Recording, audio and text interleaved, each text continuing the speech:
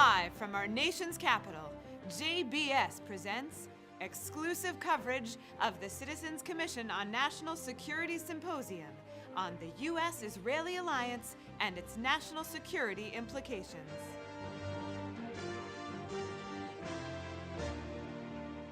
Hi, I'm Roger Aronoff, the Executive Director of the Citizens Commission on National Security. I hope you've been enjoying this symposium that we've had all afternoon, and now we're going into the primetime session. It's called the U.S.-Israeli Alliance and its national security implications. It's been a wonderful session so far. We're about to have a great conversation after opening remarks from Alan Dershowitz, the famed attorney and author of The Case for Israel. And he will, after his opening comments, will be interviewed by Rabbi Mark Golub, the CEO and founder of this great network, JBS. And with that, I turn it over to Rabbi Golub and Alan Dershowitz. Well, first of all, Israel is the only reliable ally of the United States in the Middle East, and nobody knows who will be the leader of Egypt next month. They could have a revolution, they could have a coup d'etat, they have in the past, they could have an election, it could be overcome. Nobody knows who's going to be the next leader of Saudi Arabia, who else will be murdered in an embassy. Nobody knows what's going to happen in Syria. Nobody even knows what's going to happen in Jordan. The king of Jordan believes that if he helps make peace with the Palestinians, he may share the fate of his grandfather. So there's only one reliable ally that everybody knows will always be pro-Israel and pro-American, and that is America will always be pro-Israel and Israel will always be pro-American. No matter what happens, no matter who's elected, that alliance will persist forever. And stability in national security alliances is absolutely essential. When you share intelligence information, for example, when Israel or the United States share intelligence information with Egypt, who knows how it will be used? For example, both the United States and Israel had very, very strong relations with a country called Iran back in the day when the Shah was at the head. And we gave them a lot of intelligence. Suddenly, the Shah is deposed. There's a new radical anti-Israel and anti-American leader. Today, Turkey is in NATO. Who knows whether Turkey will remain an ally of the United States with its new Islamist, tyrannical, dictatorial head.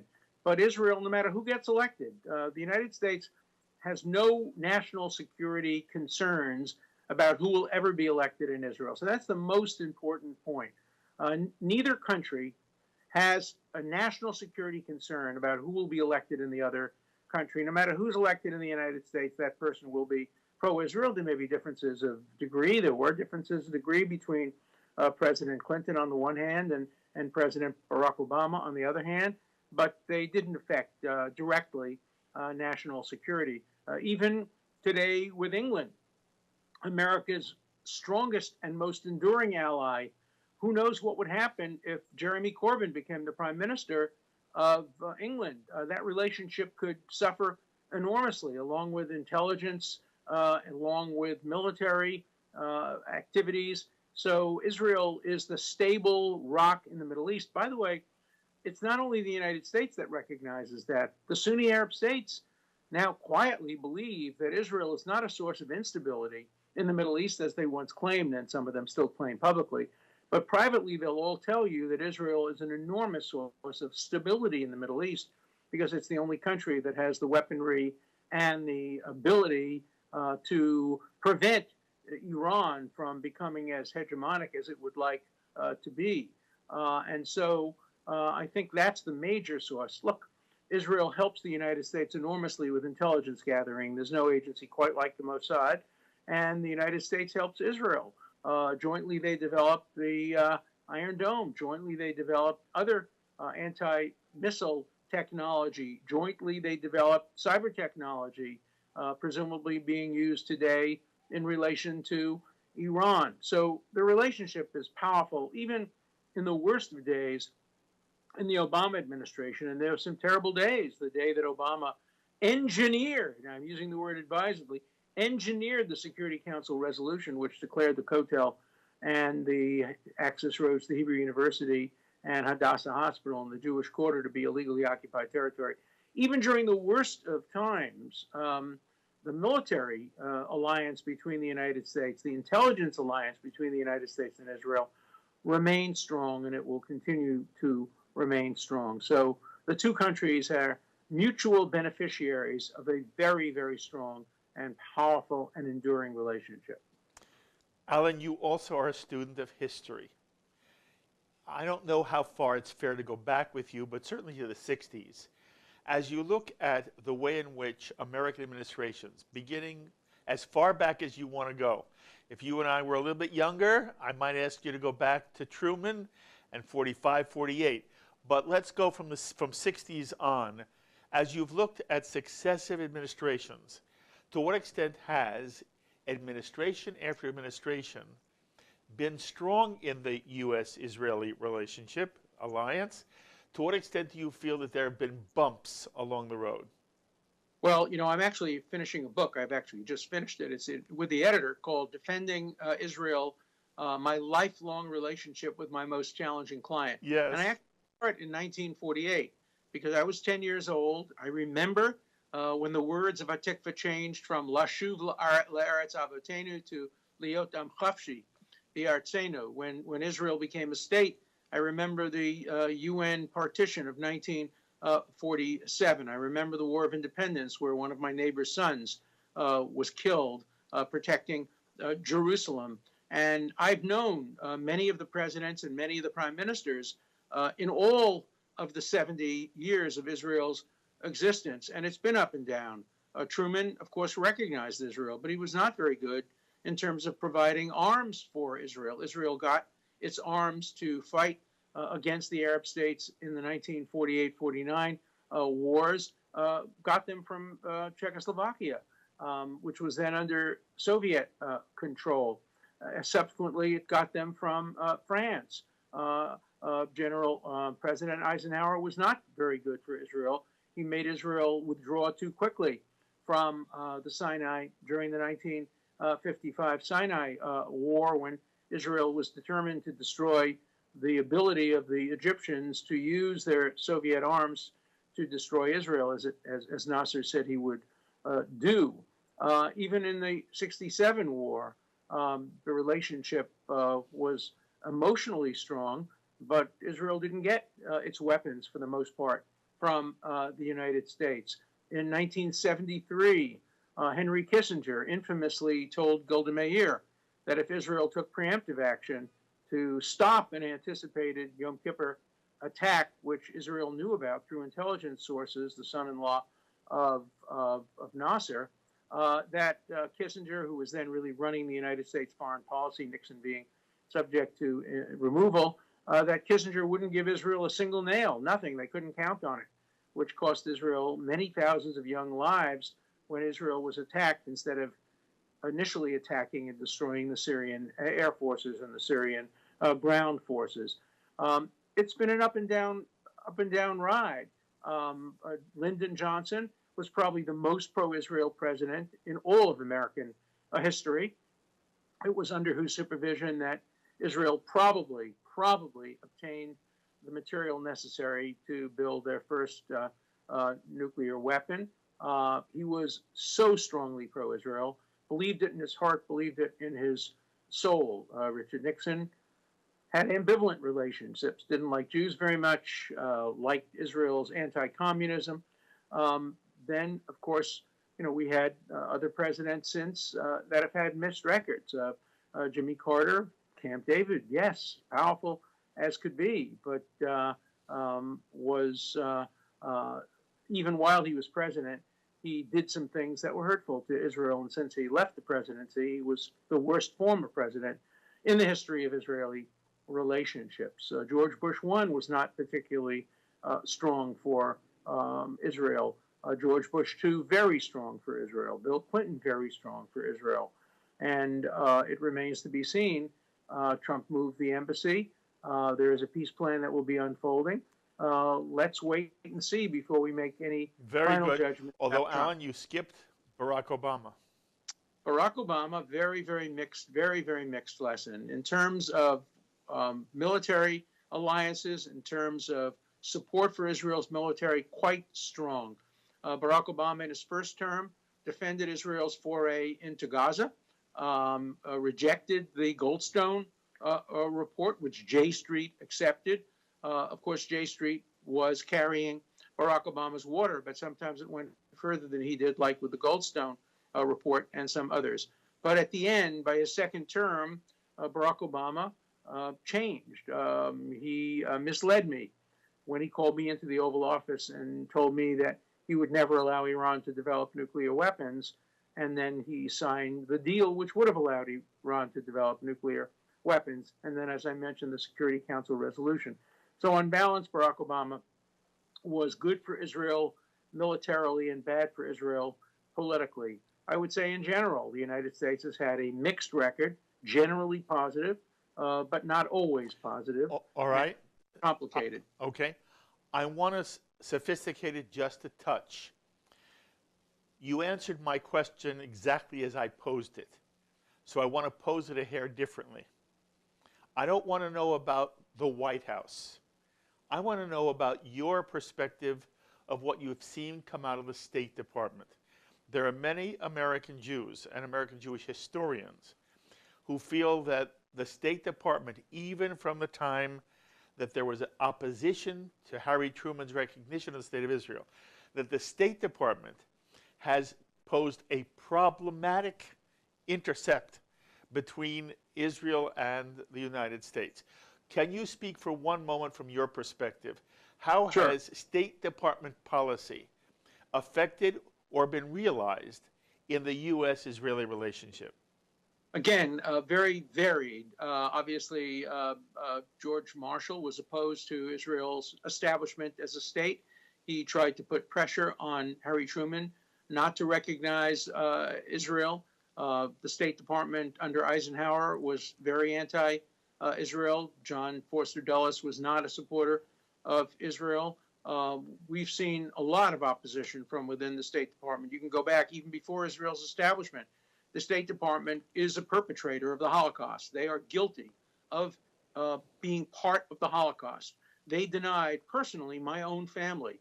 They killed members of my own family. We have letters from members of my family having visas to come to the United States and having those visas withdrawn and having efforts being made to prevent people from coming to the United States, people who would have contributed enormously to the United States.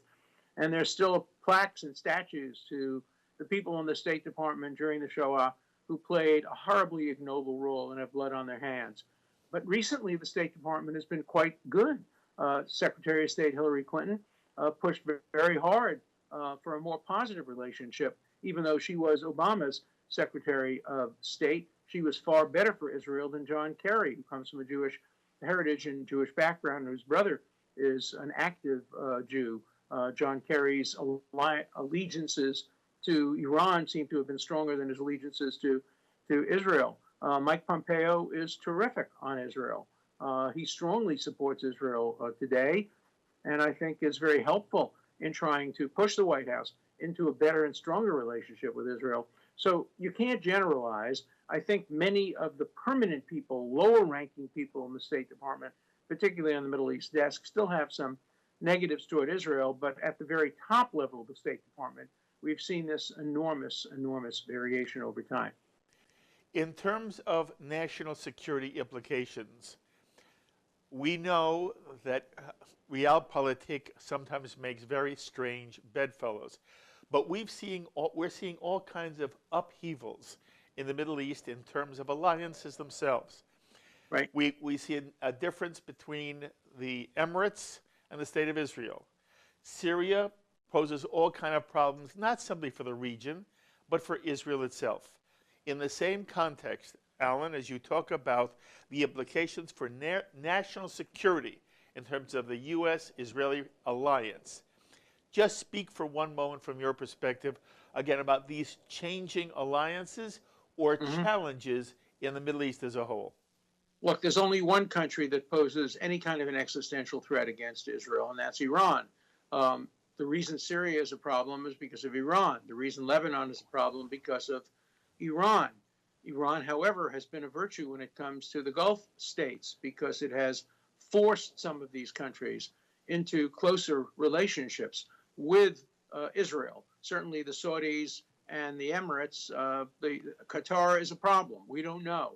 Qatar has both relationships with Iran because it shares water space, it shares an oil field, it's very close, and it's being boycotted by other countries, so it's drawn closer to Iran, and that's a troubled country. I purposely went there to speak to the emir to see if I could push him into a more positive relationship with Israel.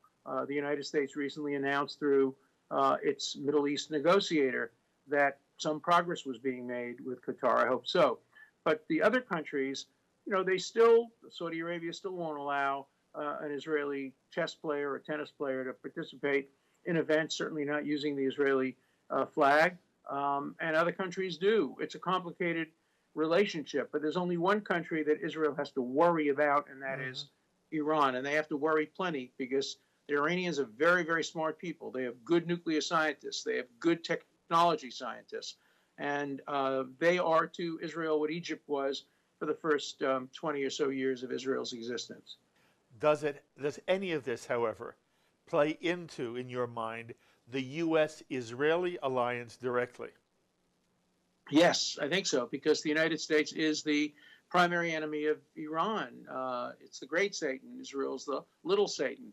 And I think it just strengthens the Israeli-American relationship, having a common enemy in Iran.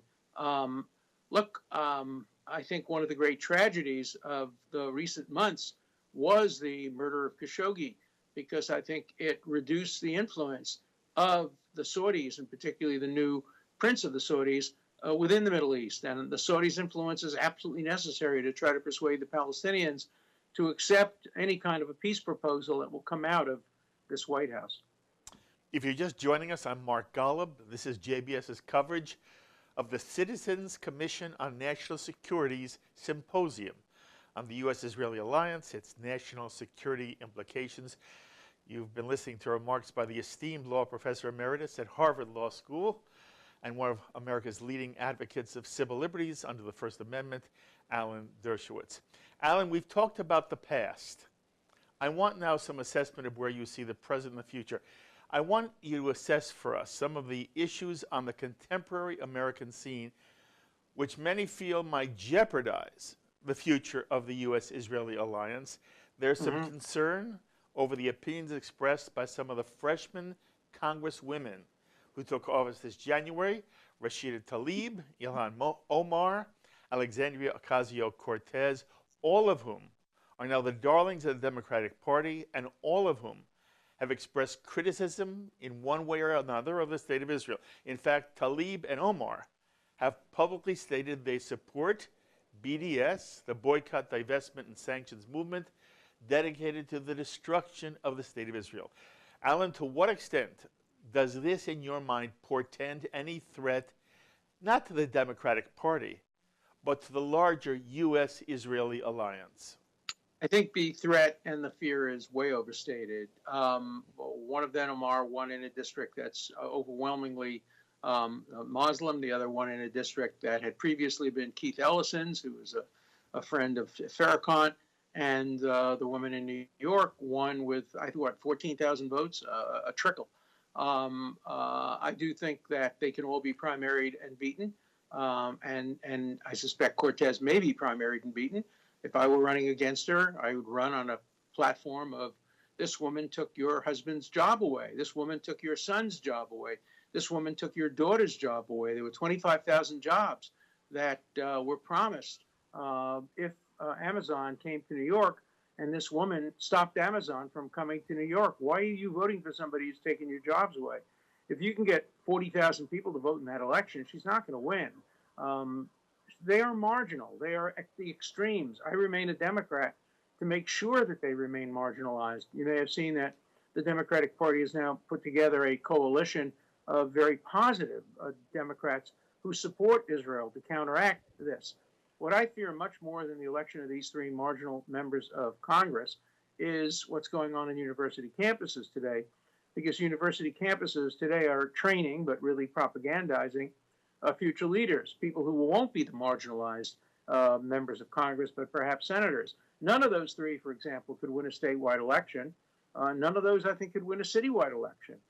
So what we're talking about is the fear that mainstream people, the fear that what could happen to the Democratic Party is what happened to the Labour Party in Great Britain, where you have Corbyn, who's an overt anti-Semite, potentially becoming the next prime minister. We're far away from that in the United States, but we have to worry about it. Support by America of Israel is a national security interest for Israel. And it's very important that we retain the bipartisan support that we have. Look, the Democratic Party shows less support today for Israel than the Republican Party. That wasn't true 30 or 40 years ago. 30 or 40 years ago, most of the opposition to Israel came from the Republican Party, and the Democratic Party was almost uniformly pro-Israel. That reflects changes that are going on in the world today, and we have to be attuned to those changes and fight back. We have to fight against BDS on campus, because the goal of BDS is not to get any university actually to divest from Israel. That's never going to happen. It's to propagandize and miseducate a generation of future leaders into believing that Israel is the worst human rights offender on the face of the earth. And there are too many students who today actually believe that canard and believe that Israel is guilty of genocide and apartheid and all those terrible words. And they only protest Israel on college campuses. You can't get a protest today about Syria, where hundreds of thousands of innocent civilians have been killed. You can't get protests today about Russia's involvement in Chechnya or the Chinese occupation of Tibet or any other of the major human rights issues. It's only Israel, and it's Israel all the time. And we have to fight back against that.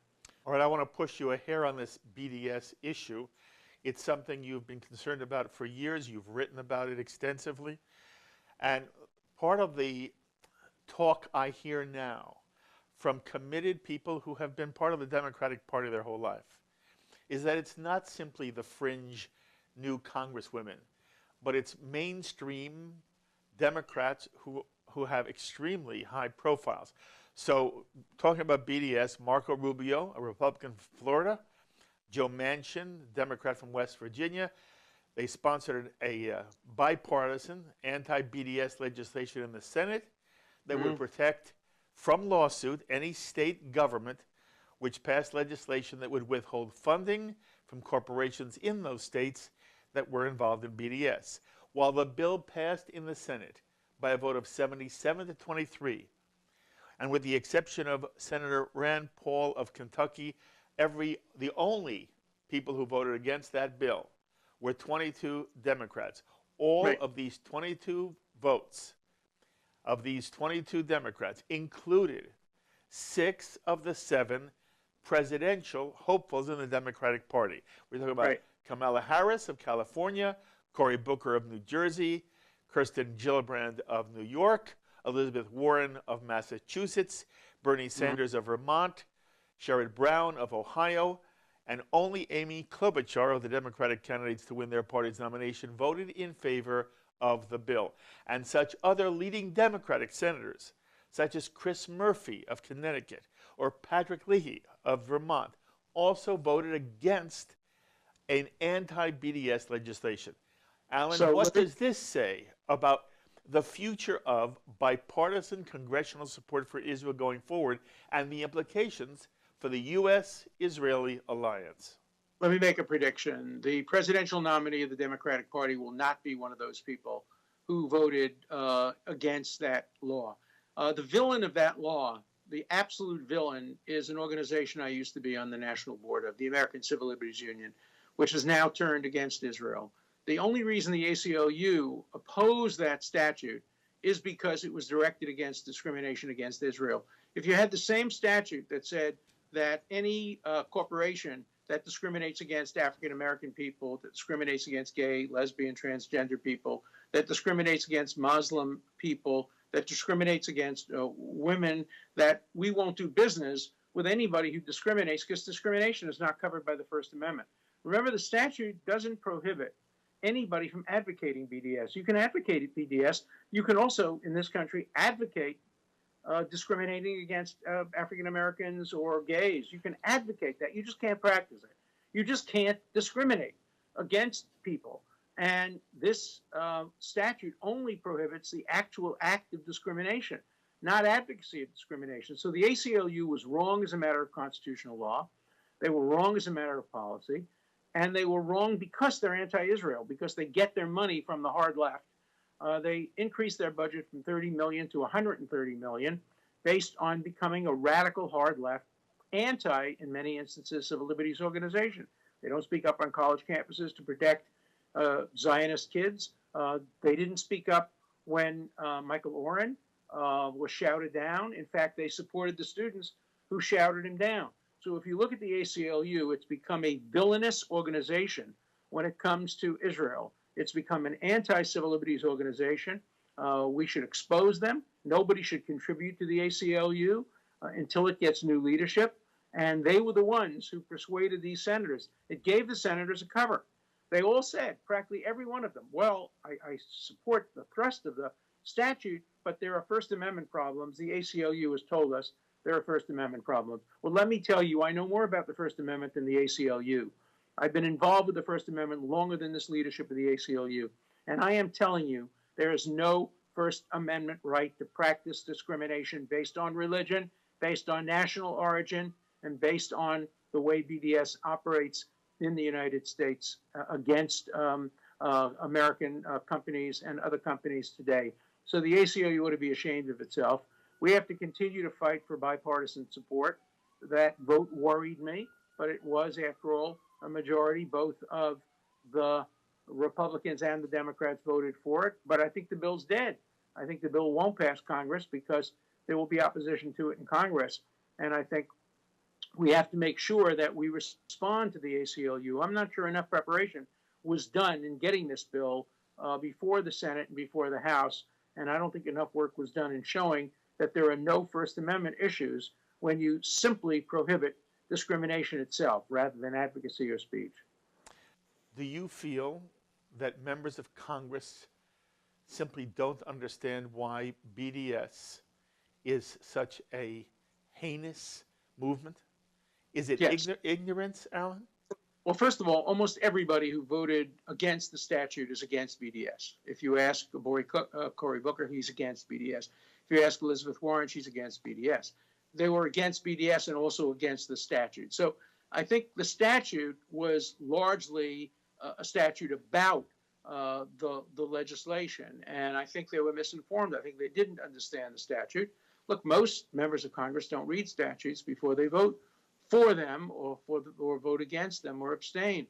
So I think we have to do a better job in educating the public about and educating Congress about BDS, about that it is an anti-Semitic move. It's, you know, there's no such thing as a BDS movement. If there were a BDS movement, it would list every country in the world by reference to how serious their human rights violations are and how impossible it is to get judicial relief or media relief within the country.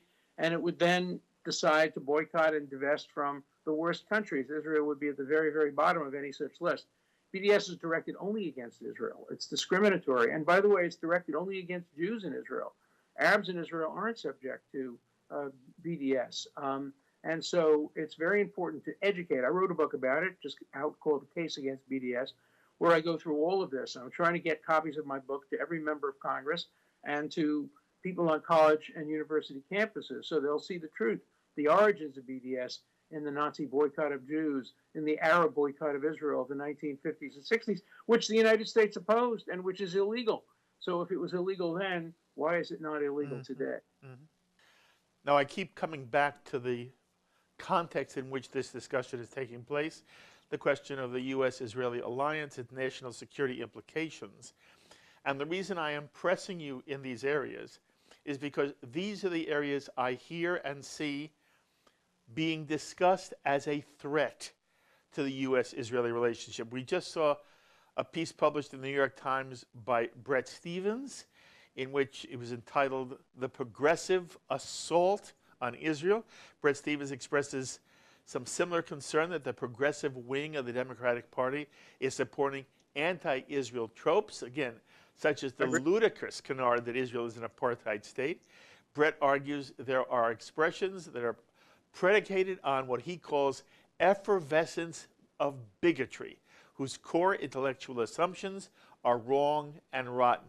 Alan, He's right. Alan, to what extent do you share Brett's concern? And again, I'm asking you, always in the context of, do you worry that these attitudes will, over time, you spoke about the college campus, the students today are going to be the leaders tomorrow. Over time, are you worried about an erosion of the U.S.-Israeli alliance? I don't worry, I act. I do things. Worrying doesn't do anybody any good.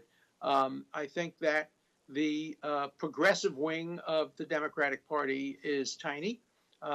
It wins occasionally primaries because nobody comes out to vote in primaries. The progressives couldn't win a national election.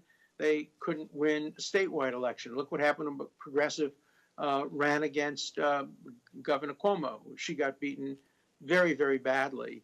If Senator Sanders was in any state but the most white discriminatory state in the union, where he has represented for years, here's a guy who has devoted his life to defending the rights of poor people and minorities. And so he moves from Brooklyn, one of the most heterogeneous places in the world, to one of the least heterogeneous places in the world, where all of his constituents are kind of white, hippie, leftist progressives. But the progressives are a very tiny part of the Democratic Party. The Democratic Party will never win a national election.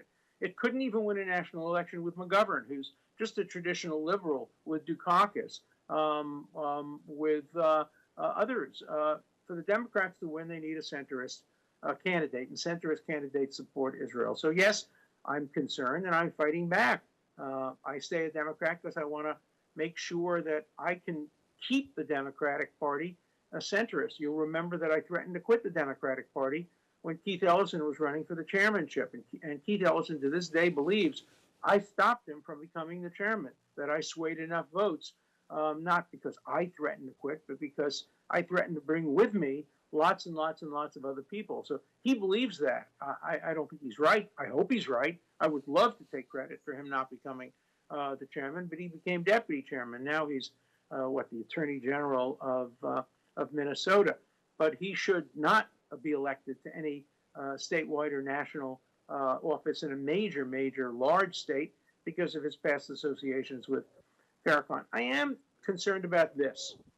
I'm concerned that two major centrist Democrats were prepared to be seen with the worst anti-Semite in the country today, that is Louis Farrakhan. And I'll tell you why. Look, Bill Clinton's a friend of mine. I like him. I know him. He's very pro-Israel. He's very pro-Jewish. He made a terrible mistake when he walked into the memorial service for Aretha Franklin and he saw that sitting 2 seats away from him was Farrakhan. If he had seen David Duke sitting 2 seats away from him, he would have walked out. He should have walked out. He didn't want to ruin the memorial. I understand that. But he would have ruined the memorial if it had been David Duke. You have to apply the same standards to Farrakhan as you would to David Duke. Obama was much worse because he hid this. He met with Farrakhan. He marched with Farrakhan in the Million Man March. He was photographed with Farrakhan, and then he repressed the photograph, and he buried the photograph until after his presidency was over. Look, you're going to ask me, I think posing with Farrakhan requires a very substantial explanation because it mainstreams him. It says he's okay. It says he's different. Even though he's an anti-Semite, we're going to give him a pass. And that can't happen. We have to have zero tolerance for anti-Semitism by anybody. And I am very, very concerned that 2 former presidents in the United States failed that test and were willing to be photographed and next to Farrakhan when they would never be willing to be photographed or be next to David Duke. Farrakhan is much more dangerous than David Duke. David Duke has a tiny following. Farrakhan has an enormous following. And the very fact that these people would meet with Farrakhan shows that he's far more dangerous. All right, a slightly related issue. I spoke about Bret Stephens' piece in the New York Times. Michelle Alexander wrote a piece for Martin Luther King's birthday in which she just slammed the state of Israel and the title of the piece was Anti-Zionism Isn't the Same as Anti-Semitism.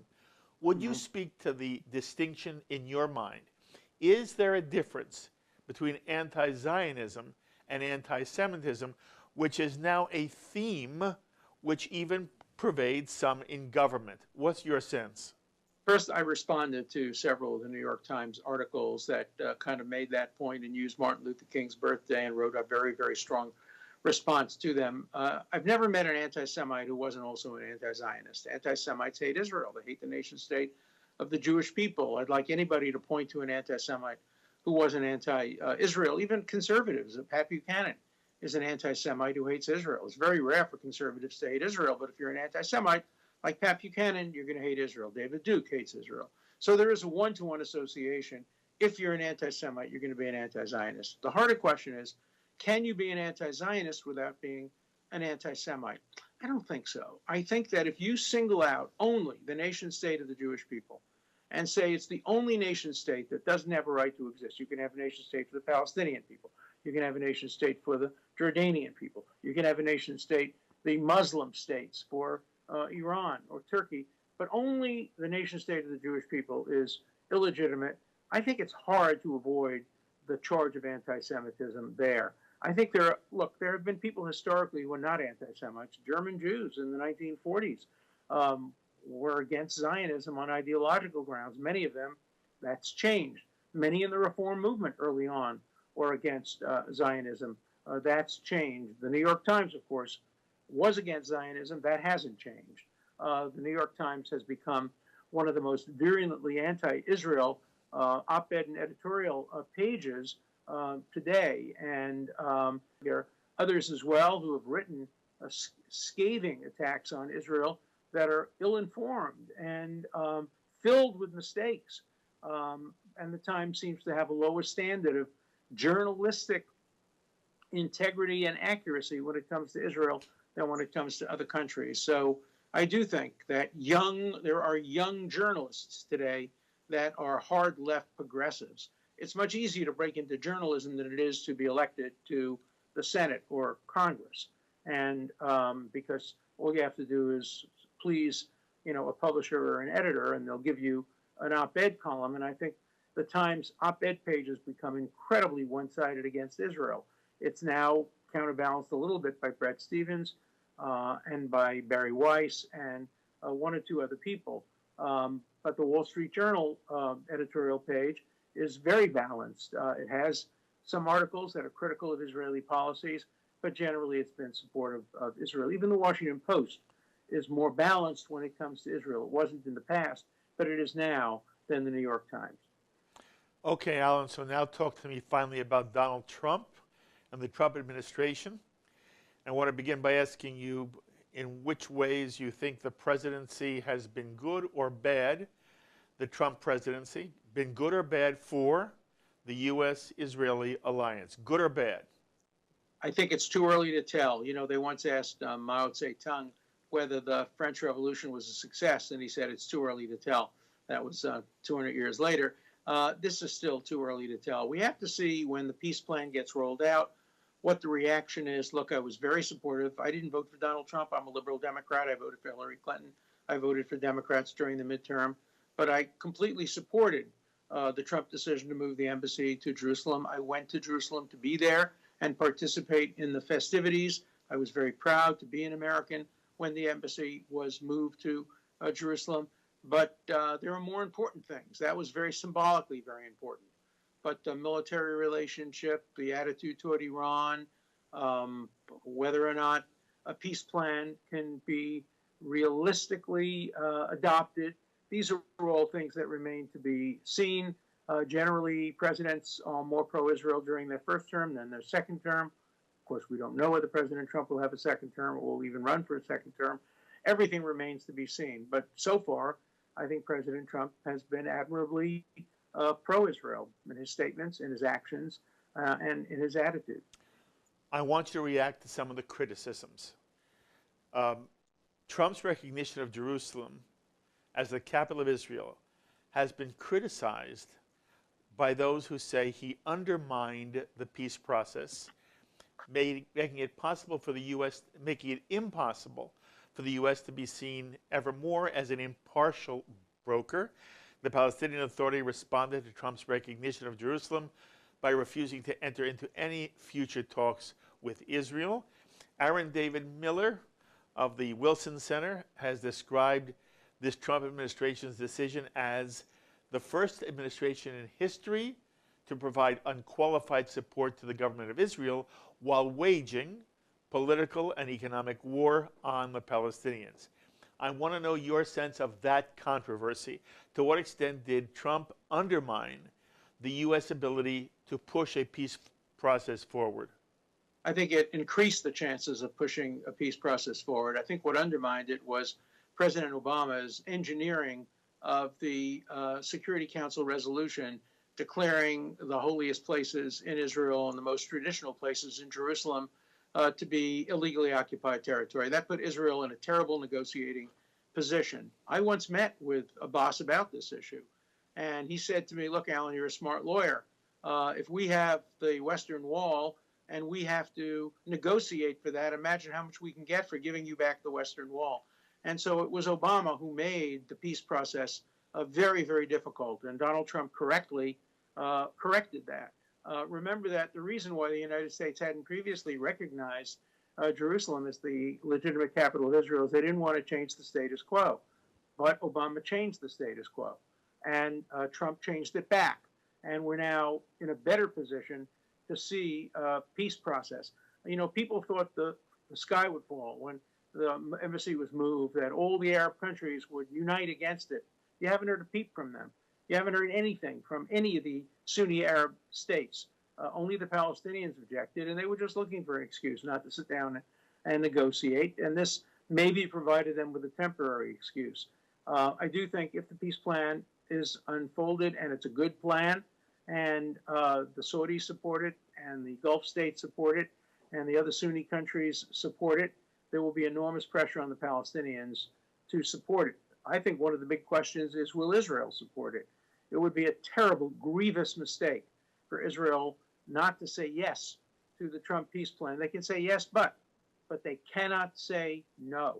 And any Israeli politician who is prepared to say no to the Trump peace plan is putting politics over diplomacy and statesmanship.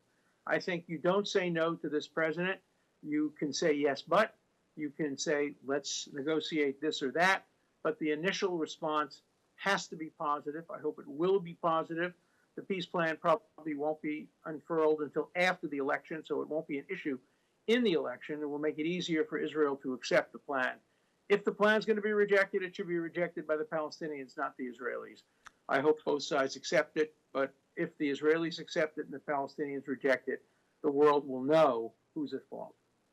There are those who have criticized Trump's three decisions to, number one, pull out of the Iran nuclear deal, to pull out of the UN Human Rights Council, and to pull out of UNESCO. Are you critical? Well, first of all, there's a lot of hypocrisy there. If Obama had done the same thing, by the way, if Obama had moved the embassy to Jerusalem, the vast majority of American Democrats and Jews would support it. The fact that Trump did it is why they oppose it. The very same acts done by Obama would get support, done by Trump get opposition. That's just the nature of our divided country today. I think it's very important that the United States pulled out of the Human Rights Council. I think the Human Rights Council should be kicked out of New York. It's an abomination. It's hate speech. It's a disgrace to the UN, and no legitimate country should ever belong to that council. You know, when you have Syria being in charge of women's rights and Iran being in charge of gay rights, I'm just exaggerating here, but that's not human rights, that's human wrongs. As far as UNESCO, I think it's a close question, and reasonable people could disagree. The Iran deal, I was against the Iran deal. I was hoping that President Obama wouldn't sign it. He did. Was it right to get out of it? I think it worked out very well because the United States is out of it. They can continue to impose sanctions on Iran, but the rest of Europe is in it. The other four countries are in it. And so Iran is still bound by the deal, and there's more pressure on it. So I think in the end, it turned out very well for Israel and for the United States.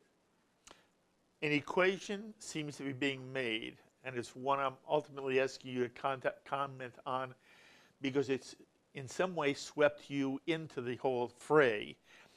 If one is anti-Trump, and Trump is seen as being pro-Israel and pro-Netanyahu, there seems to be an equation being made that if you support Trump, therefore one ought not, if you're against Trump, and Trump is so pro-Israel, therefore you shouldn't support Israel because you shouldn't be supporting Trump. To what extent do you feel that has had any impact on the Israeli-U.S. relationship? Oh, there's no doubt about that. There's no doubt that people have become so divided that anything Trump does is wrong and anybody Trump supports is wrong. Look, it happens with me. I'm not a Trump supporter. I'm against his emergency declaration. I'm against his separating families at the border. I'm against his views on taxation, his views on medical care, his views on virtually everything, gun control, the environment. I'm just a civil libertarian, and I could have written the same book I wrote, the case against impeaching Trump. I could have written the same book, the case against impeaching Hillary Clinton, and I would have if she had been elected and they were impeaching her. I'm just a civil libertarian who believes in the Constitution. But people regard me as absolutely evil because what I've said sometimes helps Trump, and Trump sometimes tweets what I say and quotes me favorably, so that makes me a pariah on Martha's Vineyard and other places where radicals and progressives congregate. I'm never going to let that affect my judgment. I'm always going to stand up for principle. I've lived by my principles for 80 years. I'm not going to change now at this age. But I do agree with you that if Trump does it, many people say it must be bad.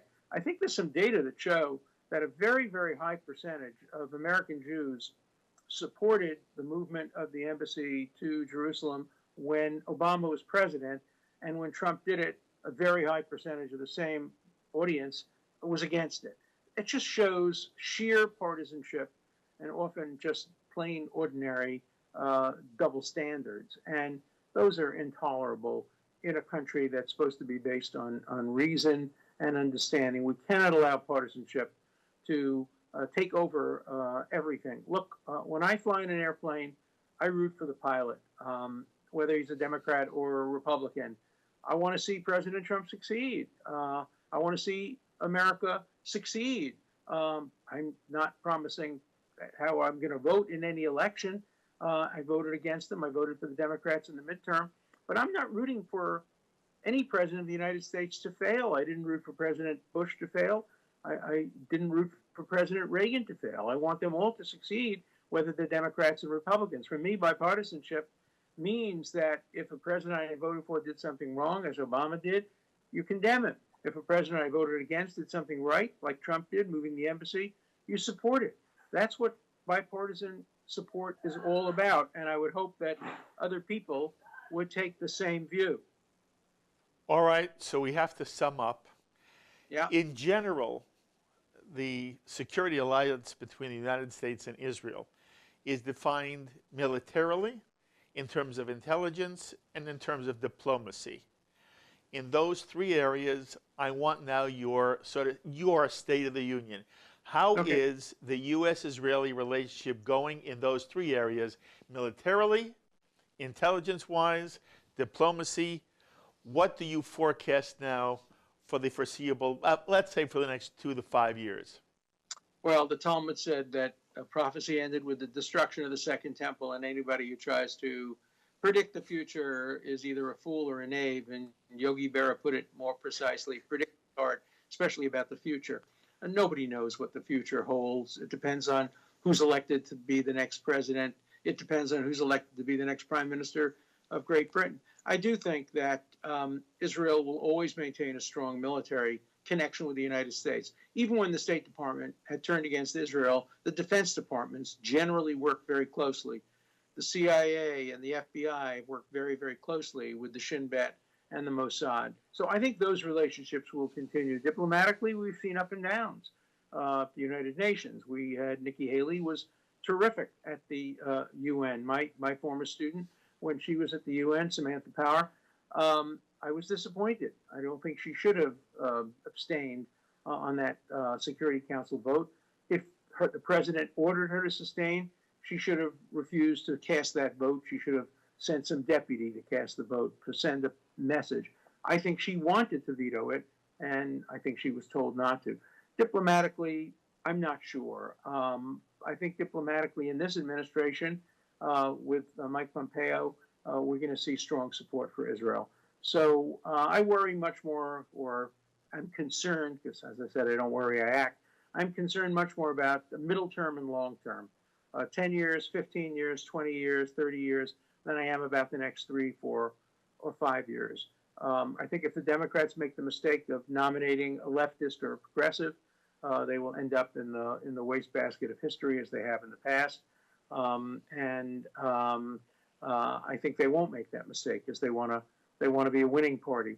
And there are some good, very, very good young Democrats as well, who are supporting Israel. And so there's both good news and bad news.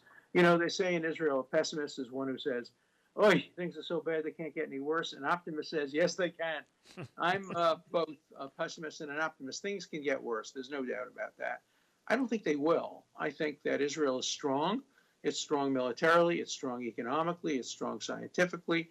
It's strong technologically. It's strong in so many different ways. It helps the world in so many ways. No country in history has ever done more for the world in so short a period of time as Israel has in 70 years. No country faced with threats similar to those faced by Israel has ever had a better record of human rights, more concern for the rule of law, and more concern for the rights of enemy civilians. So being a Zionist and being pro-Israel should be a source of pride. People my generation are proud. I would hope that pride can be persuaded and conveyed to the younger generation as well. But we have work to do. Let's do it. It is always so wonderful to talk to you and share your wisdom, Alan.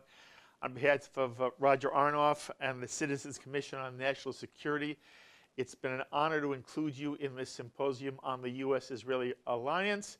I wish you well, and I know you and I will speak often, but thank you so very much, Alan.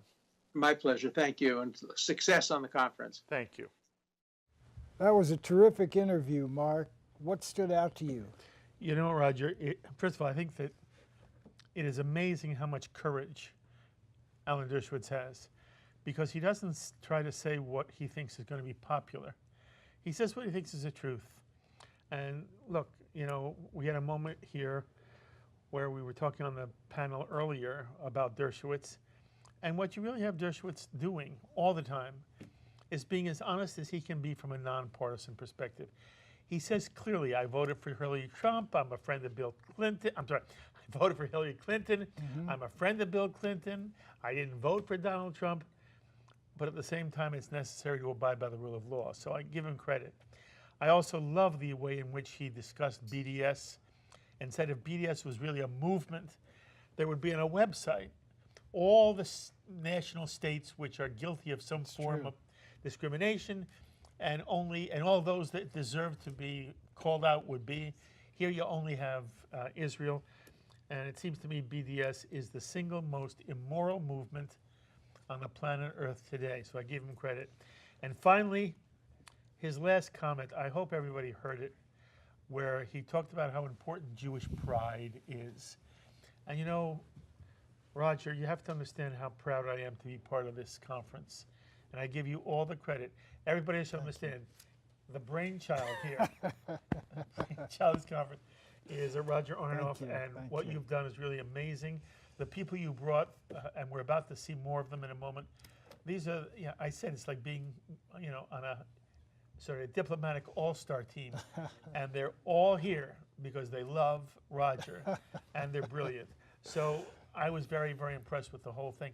By the way, what do you take away from this? What I take away is that what JBS does is so important, because so many times we watch these cable news shows and the host is talking over the guests, trying to get ratings, trying to get their points in. Here we have allowed very intelligent discussion to go on, give people a chance to make their points, go deep with it. And you do that every night on your network, You're and very sweet. we've had a chance to do it here for several hours, and I'm so grateful that we've done this, and I think it's so important for people to have discussions like this. Thank you. It's been an honor and a privilege for me to be For with me you. as well. We have to do it again. Absolutely. Okay. We have one more terrific panel coming up for you, discussing the threats to Israel, including BDS, and how those threats might affect the U.S.-Israeli alliance. So please stay with us right here on JBS, Expanding Jewish Understanding.